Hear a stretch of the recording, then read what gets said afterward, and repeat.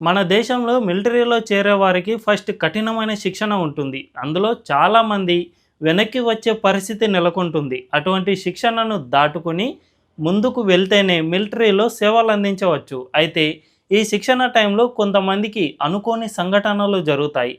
పైనుంచి కింద పడినప్పుడు కాళ్ళు విరగడమో, చెయ్యి విరగడమో జరుగుతుంది.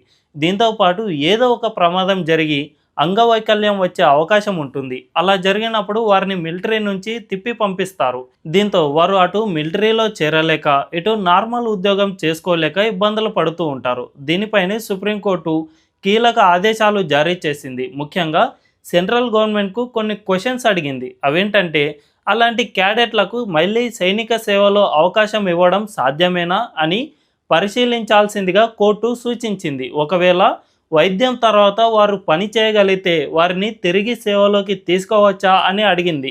క్యాడెట్ల భవిష్యత్తును దృష్టిలో ఉంచుకుని కేంద్ర ప్రభుత్వం ఈ అంశంపై తగిన చర్యలు తీసుకోవాలని కోర్టు సూచించింది. గాయాల నుంచి కోలుకున్న వారిని తిరిగి సేవలో తీసుకోవచ్చా అనే అంశాన్ని పరిశీలించాలని కోరింది. శిక్షణలో ఉన్న క్యాడెట్లకు బీమా సౌకర్యం కల్పించాలని చెప్పింది.